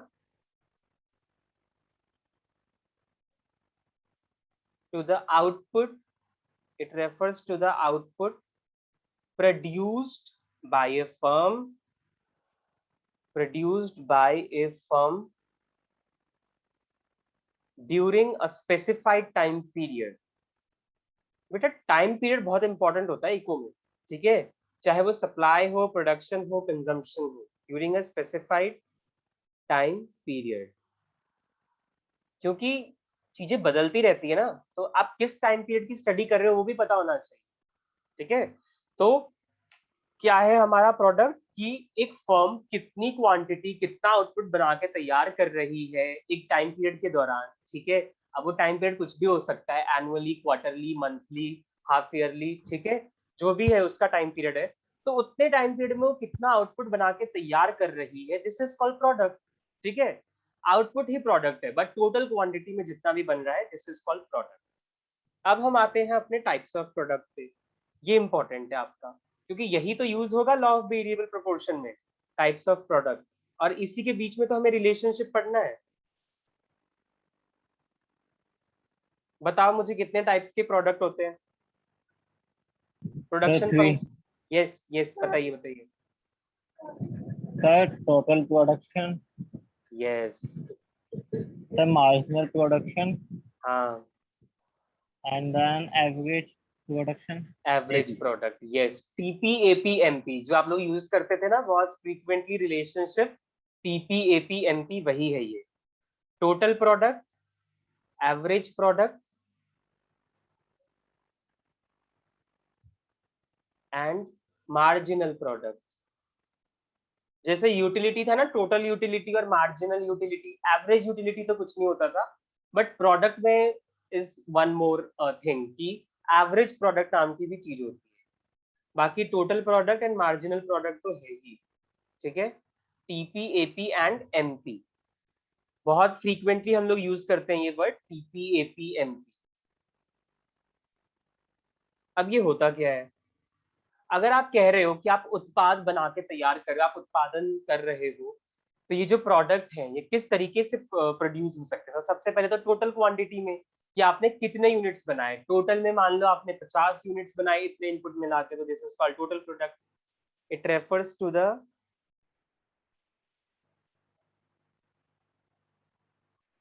total quantity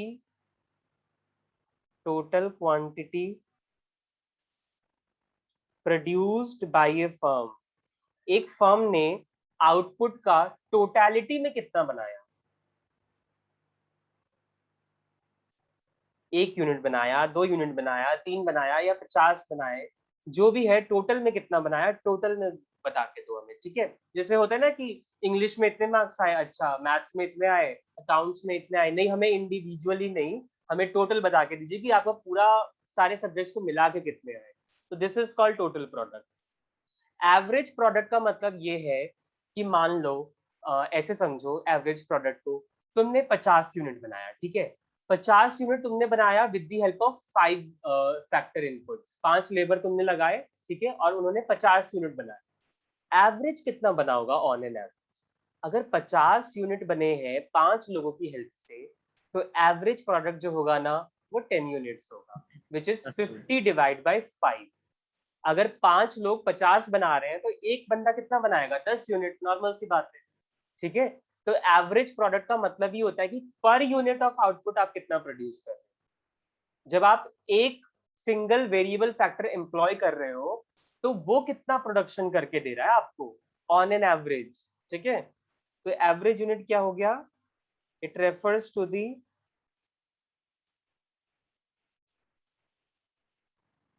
per unit of production, per unit of output produced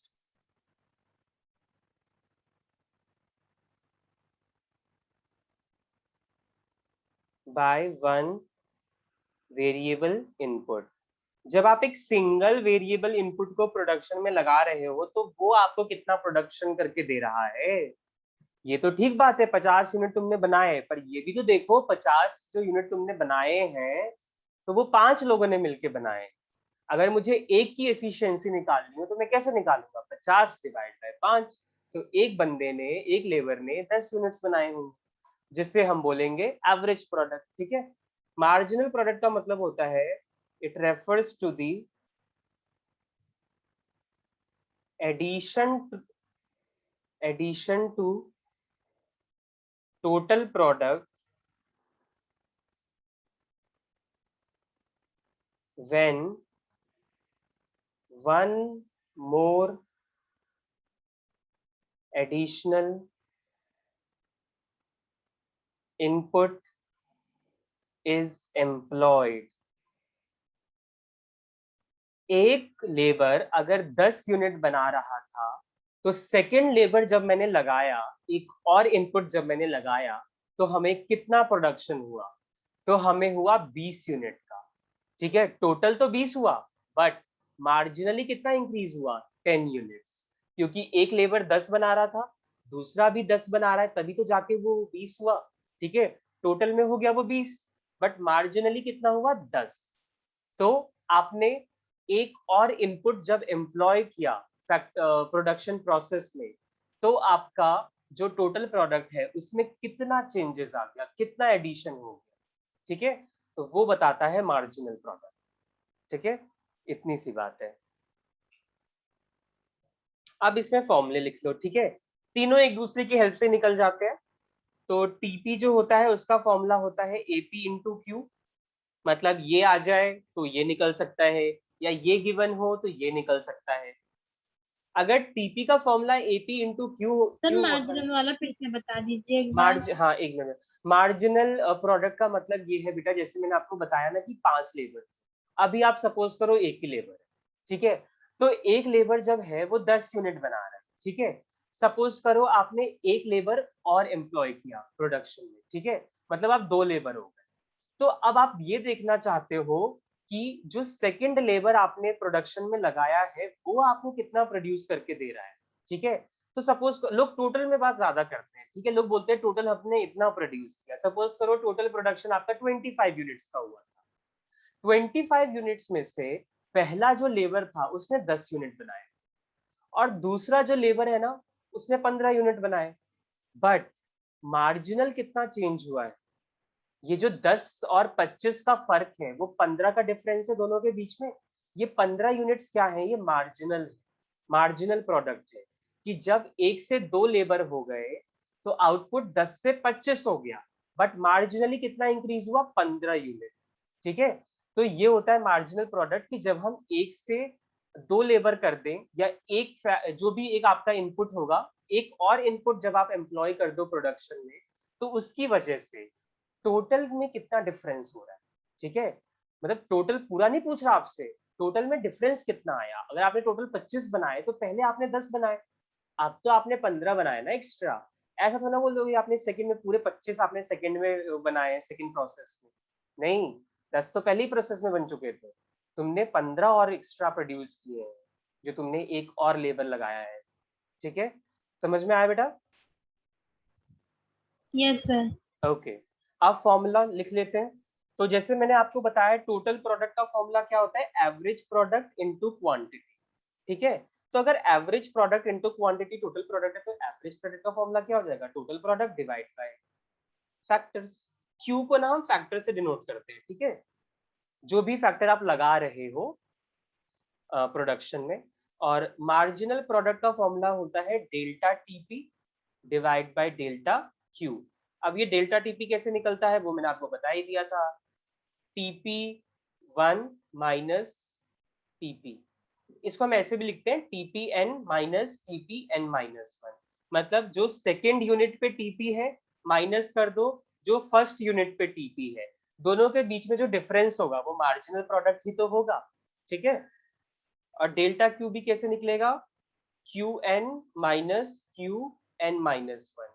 जो तुम सेकेंड आउटपुट पे हो, सॉरी सेकेंड इनपुट पे हो, माइनस कर दो फर्स्ट इनपुट, ठीक है। तो वो आ जाएगा तुम्हारा बेस डिनोमिनेटर का।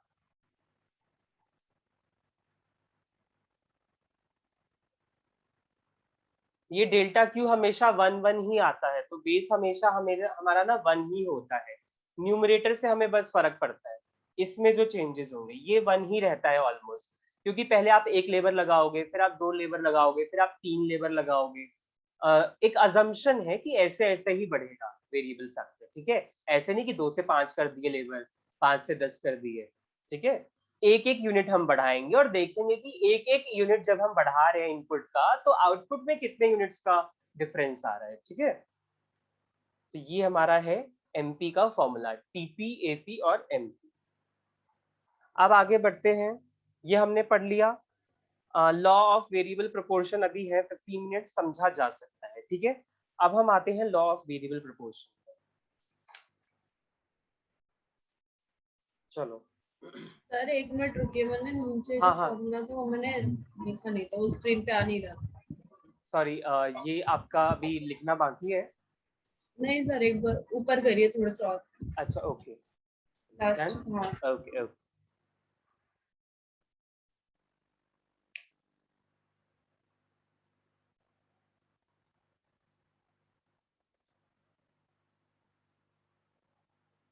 Done sir. ओके फाइन, चलिए हेडिंग डालेंगे। अब हमने प्रोडक्ट टाइप्स ऑफ प्रोडक्ट समझ लिए, टीपी, एपी, एमपी। अब इस टीपी, एपी और एमपी का यूज हम लॉ ऑफ वेरिएबल प्रोपोर्शन में करेंगे, ठीक है। अब हम बिहेवियर समझेंगे कि जैसे जैसे मैं वेरिएबल फैक्टर्स को बढ़ाता हूँ, ठीक है, 1 से 2 करता हूँ, 2 से 3 करता हूँ, तो ये टीपी और एपी और एमपी किस तरीके से बदलते हैं, ठीक है। ये हमें समझना है लॉ ऑफ वेरिएबल प्रोपोर्शन।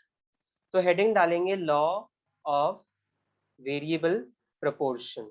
जल्दी जल्दी समझते हैं बेटा, बहुत लोगों के लिए ये रिपीटेटिव है क्योंकि आप लोगों ने ये समझा हुआ है पहले। जिन लोगों ने इको नहीं पढ़ा हुआ है उन लोगों के लिए न्यू है, ठीक है। तो तसल्ली से इसे समझ लो। लॉ ऑफ वेरिएबल प्रोपोर्शन, जिसको हम दूसरे नाम से जानते हैं law of diminishing returns to factor.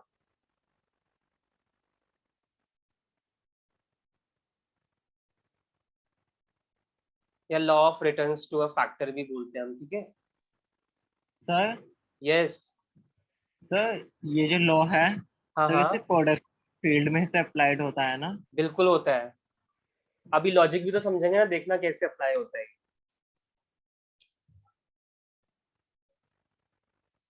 Real world में अप्लाई होता है तभी तो इनकी महत्वताएं हैं, ठीक है, तभी तो इनकी इंपॉर्टेंस और तभी हम इनको पढ़ रहे हैं, ठीक है। क्योंकि आप सिर्फ एक वेरिएबल तो है नहीं ना कि आप इंडिपेंडेंट काम कर रहे हो, ठीक है, कि आपने एक फर्म खोल लिया और इंडिपेंडेंट सब कुछ हो रहा है। नो, सब चीजें सब दूसरों पे डिपेंडेंट है। तो आपको सबका सोच के चलना पड़ेगा कि तुमने इसको एम्प्लॉय किया तो ये तुम्हें कितना प्रोडक्शन करके देगा, ठीक है। और बढ़ा रहे हो लेबर्स तो तुम्हें कितना प्रोडक्शन होगा, क्या ये हमेशा बढ़ता ही रहेगा? अगर हम लेबर भी बढ़ाते रहेंगे तो जरूरी आउटपुट भी हमेशा बढ़ता ही रहेगा? नो, बहुत सारी चीजें तभी मैंने आपको पहले समझाई, fixed factor, variable factor, total product, average product, marginal product, ठीक है, उन्हीं का पूरा रोल प्ले है यहाँ पे। तो समझते हैं क्या है ये। सबसे पहली बात तो आपको ये लिखना है, मैं ना बार बार law of variable proportion use ना करके लॉ ऑफ वीपी यूज करता हूँ, ठीक है। लॉ ऑफ वीपी आप यूज कर सकते हो। लॉ ऑफ वीपी क्या है? अप्लाइज इन शॉर्ट रन। सबसे पहली तो बात आपको ध्यान रखनी है, कभी कभी तो एमसीक्यू इतना सिंपल पूछ लेता है कि बता दो लॉ ऑफ वेरिएबल प्रोपोर्शन किस में अप्लाई होता है, तो ये शॉर्ट रन में अप्लाई होता है, ठीक है। अब ये शॉर्ट रन में क्यों अप्लाई होता है? Because where one input is variable, आपको ये assumption लेके चलना है कि आपका एक इनपुट जो है ना वो वेरिएबल है और बाकी सब आपके फिक्स्ड है। यही तो हमने समझा था, शॉर्ट रन यही तो था, जहां पे एक फैक्टर वेरिएबल कर दो और बाकी सबको फिक्स्ड कर दो, ठीक है। One input is variable and other factors are fixed, other factors are fixed. तो शॉर्ट रन में आपको ये अज्यूम करना है कि आपका एक फैक्टर वेरिएबल है, ओनली वन फैक्टर, ठीक है। वैसे तो लेबर, रॉ मटेरियल, सब कुछ हमारे फैक्टर्स हैं वेरिएबल, बट हम एक अजम्पशन लेके चलते हैं कि अभी हम सिर्फ ना लेबर की हेल्प से बनाएंगे, ठीक है। तो we are employing only labour. जितने भी फैक्टर्स हैं, land, building, plant and machinery, ठीक है, सबको कर दो कांस्टेंट, क्योंकि वो सारे फिक्स्ड फैक्टर है। अब तुम नोट करो कि ये लॉ ऑफ वेरिएबल प्रोपोर्शन कहता क्या है। स्टेटमेंट लिखो, according to law of variable proportion, double inverted comma में लिखना है इसको। क्या कहता है ये statement? As we increase, as we increase quantity, हाँ से बस 10 मिनट होगा, quantity of only one input, keeping other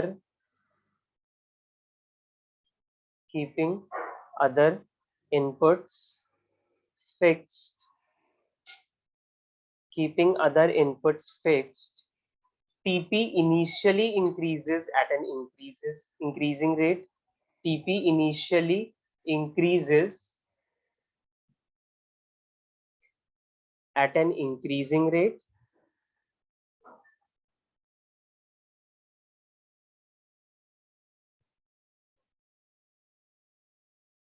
Then at a decreasing rate या diminishing rate, जो भी कह लो। TP initially increases at an increasing rate, then at a decreasing rate, and finally at a negative rate.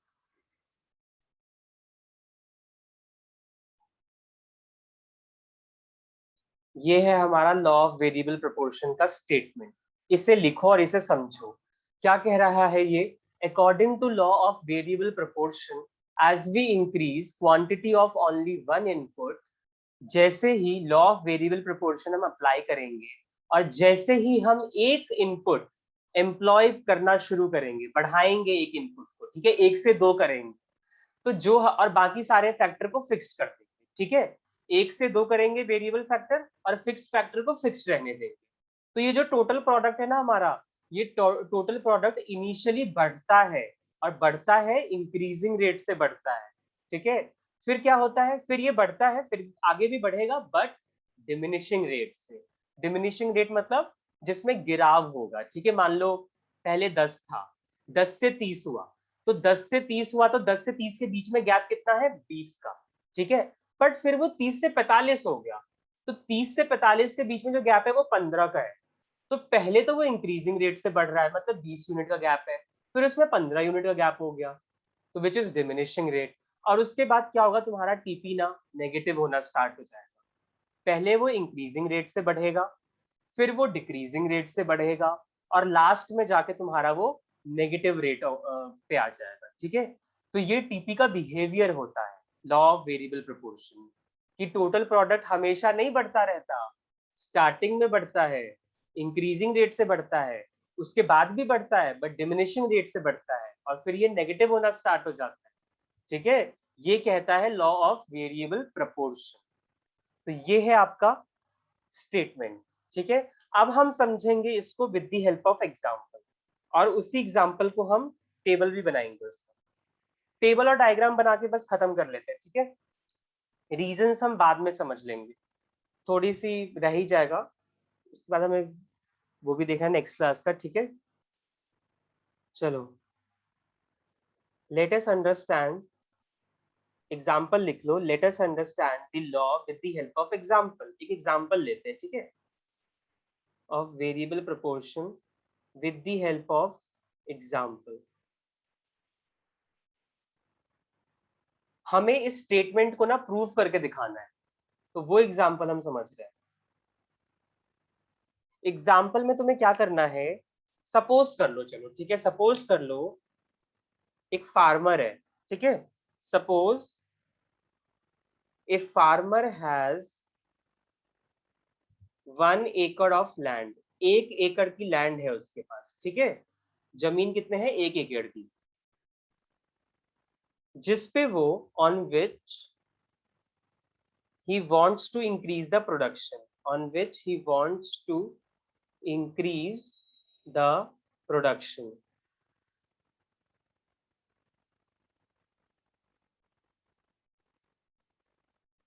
Production of wheat, जिसपे वो गेहूं की फसल को बढ़ाना चाहता है, इंक्रीज करना चाहता है, ठीक है। बट किसकी हेल्प से? With the help of labour.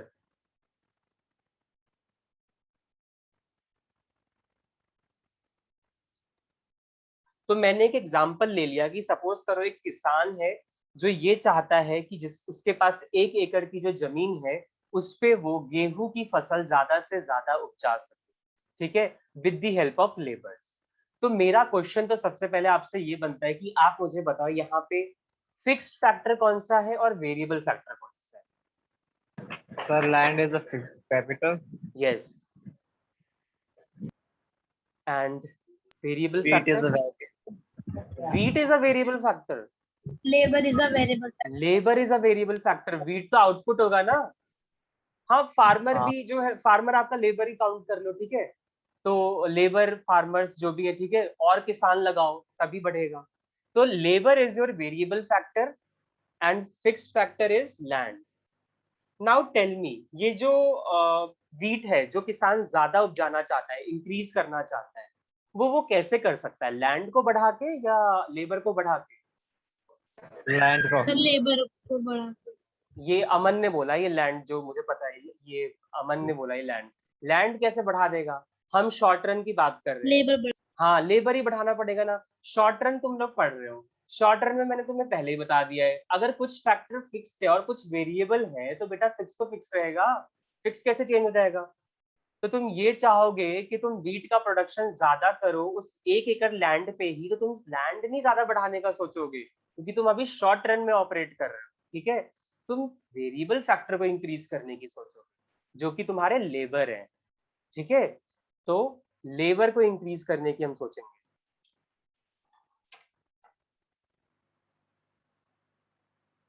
ध्यान रखो, law of variable proportion short run है, शॉर्ट रन में आप फिक्स फैक्टर को इंक्रीज करने की नहीं सोचोगे, वेरिएबल फैक्टर को इंक्रीज करने की सोचोगे। तो यही तो अब हम करने जा रहे हैं, जो शेड्यूल हम बनाने जा रहे हैं, ठीक है।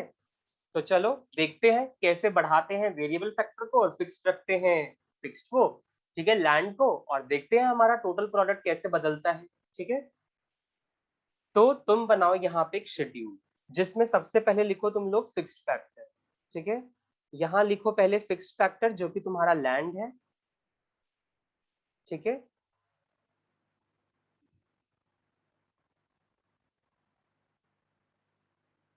फिर यहां लिखो वेरिएबल फैक्टर जो कि तुम्हारे लेबर है,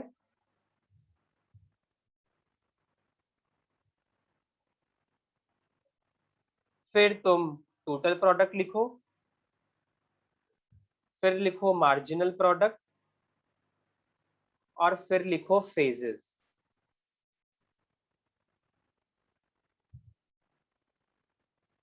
यहां डालो फेजेस। डिफरेंट फेज मिलेंगे ना, जहां पे टीपी कभी इंक्रीजिंग रेट से बढ़ रहा होगा, कभी डिक्रीजिंग, कभी नेगेटिव, ठीक है। तो वो चीज हमें इसमें देखनी है। चलो बेटा, तो फिक्स्ड फैक्टर तो तुम्हारा हर जगह सेम ही रहेगा, 1 1 1 1 1 1। एक ही लैंड है, 1 एकड़ की लैंड है तुम्हारी, ठीक है, वही तुम्हारी सब जगह सेम हो। वेरिएबल फैक्टर बढ़ाओ, पहले तुमने 1 लेबर लगाए, फिर तुमने 2 लेबर लगाए, फिर 3 लेबर लगाए, फिर 4 हो गए, फिर 5, और मैक्सिमम हम 6 तक का ज्यूम कर लेते हैं, ठीक है। 6 सर लेबर। इसमें ए बी क्या आएगा? क्या नहीं आएगा? एपी? एपी हम अलग से यस। समझ लेंगे बेटा, तो एपी का इसमें कोई काम ही नहीं है लॉ ऑफ वेरिएबल प्रोपोर्शन में, ठीक है। जब हम समझेंगे ना relationship between AP and MP, उसमें हम ड्रॉ कर लेंगे फिर से शेड्यूल, ठीक है। अभी लॉ ऑफ वेरिएबल प्रोपोर्शन में टीपी और एमपी का ज्यादा बड़ा रोल प्ले है, ठीक है। ठीक है। ओके, टीपी तो टोटल प्रोडक्ट। अब नॉर्मल सी बात है बेटा, वो स्टेटमेंट रखो माइंड में, और कुछ ऐसे फिगर्स बनाओ कि स्टार्टिंग में तुम इंक्रीजिंग रेट से बढ़ रहे हो, फिर डिक्रीजिंग, और फिर नेगेटिव रेट से, ठीक है। तो ये मत समझो कि ये तुम्हें ना कुछ माइंड में कुछ भी नंबर ले लो, तुम्हें बनाने पड़ेंगे नंबर्स, ऐसे फॉर्मुलेट करने पड़ेंगे। सपोज करो 10 यूनिट्स हम स्टार्ट करते हैं, जब 1 लेबर था तो वो 10 यूनिट बना रहा था, ठीक है। फिर क्या था, इंक्रीजिंग ऑर्डर था हमारा पहले, तो 10 से 30 हो गए फॉर सपोज, ठीक है। उसके बाद 3 पे आ जाओ, 45 यूनिट बन रहा है, फिर 52 हो गया, यहाँ पे भी 52, और लास्ट में कर लो 48, ठीक है। ये तुम्हारा टीपी है। अब तुम्हें कैसे पता चलेगा कि ये इंक्रीजिंग रेट भी है, डिक्रीजिंग रेट भी है, और नेगेटिव रेट भी है? वो तुम्हें एमपी बताएगा, है ना। क्यों? क्योंकि स्टार्टिंग में तो देखो बेटा तुम्हारा सेम 10, राइट। टीपी के ऊपर कुछ नहीं है, तो ये स्टार्टिंग 10 से हो गया। अब माइनस करते चलो, 30 माइनस 10 20, 45 माइनस 30 15, ठीक है। 52 माइनस 45 हमारा आ जाएगा ये 7, फिर आ जाएगा 0, फिर आ जाएगा हमारा माइनस का 4। तो आप खुद देख सकते हो, ठीक है, कि इनिशियली ये देखो टीपी बढ़ रहा है, यहाँ पे क्या हो रहा है, गिर रहा है, यहाँ पे नेगेटिव है, ठीक है। यही मैं आपको समझाना चाह रहा था। एमपी भी हमने क्यों बनाया, ताकि हम देख सके कि टीपी में जो चेंजेस होते हैं वो एमपी तो बताता है, ठीक है। तो एमपी हमने इसी लिया। अब इन तीनों फेजेस को अलग कर दो, जहां पे तुम्हारा एमपी बढ़ रहा है वो अलग करो, जहां पे तुम्हारा एमपी गिर रहा है वो अलग करो, और जहां पे तुम्हारा एमपी नेगेटिव है वो अलग करो, ठीक है। तो तुमने क्या देखा, लॉ ऑफ वेरिएबल प्रोपोर्शन में तुम्हें 3 फेज मिले, phase 1, phase 2 and phase 3। Okay, phase 1, phase 2 और फेज 3, ये 3 फेजेस हो गए, जहां पे हम देख रहे हैं ये एमपी जो है ये इसको बता रहा है, ठीक है, कि टीपी जो है देखो इनिशियली इंक्रीजिंग रेट से बढ़ रहा है, फिर डिमिनिशिंग रेट से बढ़ रहा है, और फिर नेगेटिव हो रहा है, ठीक है। ये चेंजेस बता रहा है एमपी फॉर टीपी, टीपी के लिए जो है वो एमपी बता रहा है। 3 फेज मिल चुके, नाम भी लिख ही लेते हैं बस, और यहाँ पे वाइंड अप करते हैं फिर क्लास को, ठीक है। नेक्स्ट क्लास भी स्टार्ट होगी, और फिर हम लॉ ऑफ वेरिएबल प्रोपोर्शन को कंप्लीट करेंगे कल ही, ठीक है। डायग्राम भी समझ लेंगे और रिलेशनशिप भी समझ लेंगे। अगर हो सके ना, तो आप लोग टीपी और एमपी का एक, चलो मैं बता दूंगा ना, इसमें थोड़ा डिराइवेशन के थ्रू होगा, अलग अलग नहीं बनेंगे, एक के नीचे ही बनेंगे, मैं बता दूंगा, चलो कोई बात नहीं। नाम लिख लो बस इसमें, increasing returns to a factor, increasing returns to a factor, फिर लिख लो diminishing returns to a factor, diminishing returns to a factor and last है negative returns to a factor, negative returns to a factor. ठीक है, note कर लेना वापस चीज को। 3 फेज आपको मिले हैं, increasing returns, diminishing returns and negative return. ठीक है, तो ये 3 फेज का बात करेंगे इन द नेक्स्ट क्लास। ऐसा हुआ क्यों, ठीक है, reasons behind the law of variable proportion, वो हमें बात करना है कि ऐसा क्यों होता है कि इनिशियली टीपी बढ़ता है इंक्रीजिंग रेट से, फिर डिमिनिशिंग रेट से, फिर नेगेटिव हो जाता है। तो आप लोग अभी इतने के लिए होल्ड करके रखो, ठीक है, नेक्स्ट क्लास में स्टार्ट करते हैं बेटा कल, और be prepare for the next class. ठीक है, फर्स्ट क्लास होने जा रही है बीसीआर की, सब लोग अटेंड करेंगे, ओके, और ध्यान से समझेंगे, बहुत सिंपल सब्जेक्ट है वहाँ पे। ठीक है, विद द मोर प्रैक्टिस उसको भी क्लियर कर लेंगे हम एक बार। ठीक है, तो चलिए बेटा नेक्स्ट क्लास में मिलते हैं for eco. Bye sir. Okay, bye. Bye, and we'll soon. Okay, just after a minute.